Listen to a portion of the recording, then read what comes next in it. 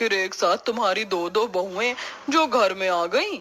हाँ बहन, खुश तो मैं बहुत हूँ क्योंकि मेरी एक शहरी बहू है तो दूसरी गांव की। मुझे तो शहरी बहू के हाथ का भी खाना मिलेगा और गांव की बहू के हाथ का भी। अब शांति अपनी दोनों बहू की मुंह दिखाई करवाती है। सभी मेहमान दोनों बहू को नेक देकर वहां से चले जाते हैं और रात को सोने से पहले शांति अपनी दोनों बहू से कहती है, रेशमा बहू और भारती बहू, कल तुम दोनों की पहली रसोई है तो तुम दोनों को अकेले सुबह जल्दी उठकर नहाकर भगवान की पूजा करने के बाद चूल्हे की पूजा करनी है और उसके बाद अपने इन प्यारे हाथों से खाना बनाना है और मीठे में हलवा होना बहुत जरूरी है। हाँ भाभी, क्योंकि हलवा माँ की फेवरेट है। आप दोनों हलवा परफेक्ट बना पाओगी तो ही माँ की नजरों में परफेक्ट बहू बन पाओगी। माँ जी, जेठानी जी तो शहर की हैं पर हम तो गांव से हैं। हमको ना ही आत है गैस पर रोटी पकाने। क्या भाभी, आपको गैस जलाना नहीं आता तो आप गांव में खाना कैसे बनाते थे? हमारे गांव में तो मिट्टी का चूल्हा होता है। हम सभी गांव के लोग उसी पर खाना बनाते हैं। अरे ये तो बड़ी परेशानी की बात है। अगर कल बहू खाना नहीं बनाएगी तो बहू की पहली रसोई कैसे होगी? माँ जी शांत हो जाइए, गैस जलाना कौन सी बड़ी बात है। मैं अपनी देवरानी जी को गैस ऑन करना सिखा दूंगी और वो आराम से खाना बना लेंगी। नहीं नहीं माँ जी, हमको डर लागत है गैस पर। हमसे ना हो पाई गैस पर।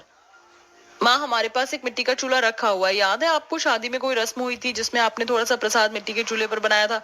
क्यों ना हम वो सिंगल चूल्हा भाभी को दे दें। भाभी उस पर खाना बना लेंगी और इस तरह उनकी पहली रसोई भी हो जाएगी। वैसे आइडिया बुरा नहीं है बहू, मेरे पास एक मिट्टी का चूल्हा रखा है। मैं वो कल तुझे सुबह दे दूंगी तो उस पर खाना बना लेना आप, ठीक है? भाभी, हो गई आपकी प्रॉब्लम हल। अब सभी अपने कमरे में जाकर सो जाते हैं और अगली सुबह शांति अपनी दोनों बहू को उठा देती है, जिसके बाद शहर की जेठानी और गांव की देवरानी नहाकर तैयार हो जाती हैं और भगवान की पूजा कर लेती हैं। एक तरफ रेशमा गैस की पूजा करती है तो दूसरी तरफ भारती अपनी मिट्टी के चूल्हे की पूजा करती है। माँ जी, हमने गैस और चूल्हे की पूजा कर ली है। अब आप बता दीजिए क्या सामान कहाँ रखा है और क्या क्या बनाना है।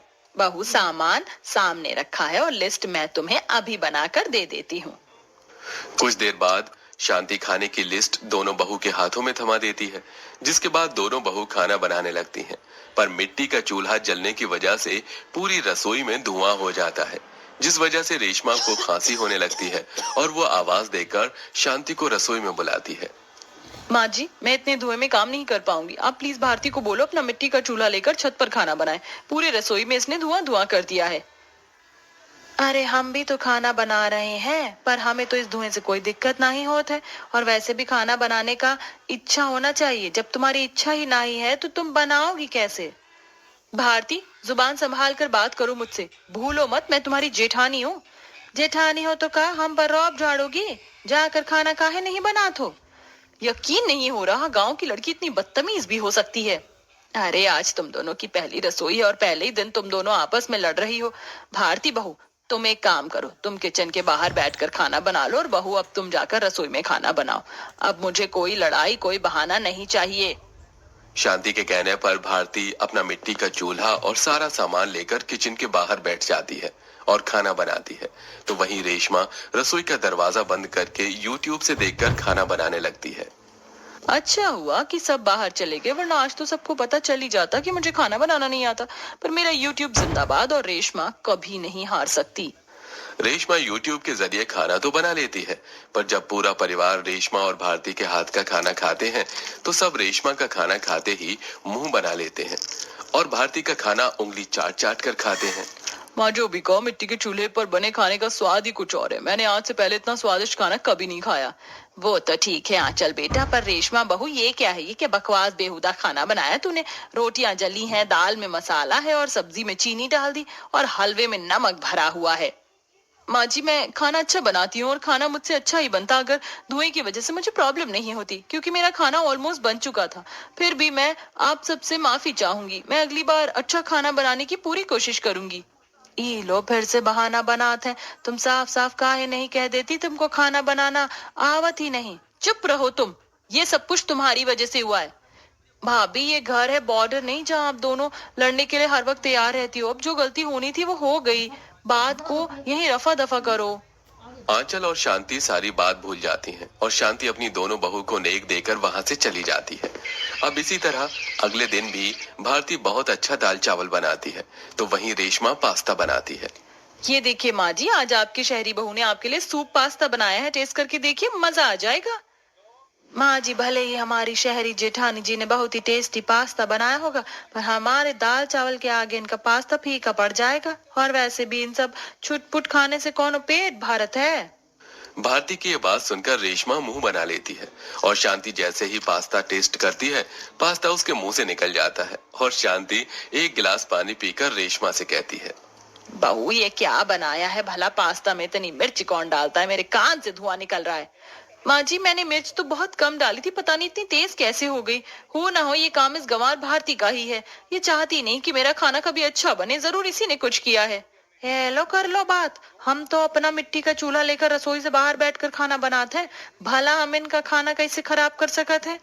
बड़ी बहू छोटी बहू, तुम दोनों मेरी बात कान खोलकर सुन लो। कल घर में मेहमान आ रहे हैं, अगर मैंने तुम दोनों को लड़ते देख लिया तो तुम दोनों को मैं घर से निकाल दूंगी। और एक बात रेशमा बहू, कल तुझे अच्छा खाना बनाकर ये साबित करना होगा कि तू अपनी गांव की देवरानी से बेहतर है।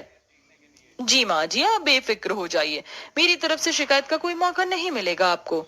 हाँ माँ जी, हम भी अपनी मिट्टी के चूल्हे पर एक नंबर खाना बनाएंगे। सब मेहमान आकर बस आपकी ही भर भर के तारीफ करेंगे। 2-3 बार इसने मुझसे अच्छा खाना क्या बना लिया। इस गंवार को देखो जरा, कितनी उछल रही है। पर मुझे क्या हो गया है, मायके में तो मैं यूट्यूब से देखकर कितना अच्छा खाना बनाती थी, यहाँ क्यों नहीं बना पा रही।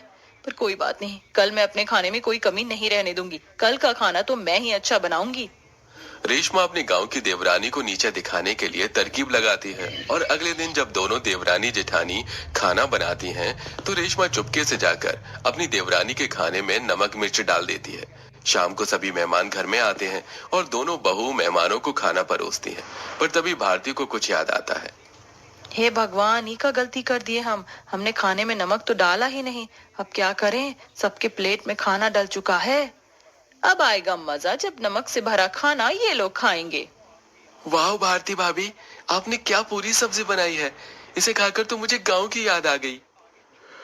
पर ये छोले भटूरे किसने बनाए हैं, कितने बेस्वाद हैं। ना ही ये नान अच्छी लग रही है और ना ही ये चीला। किसने बनाया इतना बकवास खाना। हाँ शांति बहन, तुमने इतना सारा खाना बनवाया, ये भी बकवास है। बस ये पूरी सब्जी और पुलाव ही खाने लायक है, बाकी ये सारा खाना तो गली के कुत्ता भी ना खाए। मेहमान रेशमा के खाने की बुराई करके वहां से चले जाते हैं, जिस वजह से काफी सारा खाना बर्बाद हो जाता है। साथ ही साथ शांति का सिर भी शर्म से झुक जाता है। इतना सब कुछ होने के बाद रेशमा को अपनी गलती का एहसास होता है। तो बहू, तुम अपने मायके में ऐसा खाना बनाती थी और तुम्हें नहीं लगता अगर हम ऐसा खाना बनाएंगे तो ये हमारे स्वास्थ्य के लिए हानिकारक हो सकता है। हाँ भाभी, अब बोलो, आप क्या कहना चाहोगे। आपकी वजह से कितना सारा खाना बर्बाद हो गया। अगर आज आपकी गांव की देवरानी ना होती तो शायद मेहमान भी भूखे रह जाते। वो तो अच्छा है कि शादी के तुरंत बाद मेरे दोनों भैया बॉर्डर पर चले गए, वरना आपके हाथ का खाना खाकर मेरे दोनों भाई बीमार पड़ जाते। पाजी, मुझे माफ कर दो, आज मैं अपनी गलती किसी पर नहीं डालूंगी और ना ही मैं कोई बहाना मारूंगी। सच तो ये है कि मुझे खाना बनाना ही नहीं आता, ना ही गैस पर ना ही चूल्हे पर। मैं तो मायके में कभी कभी खाना बनाती थी, वो भी यूट्यूब से देखकर। अरे अरे जेठानी जी, आप रो काहे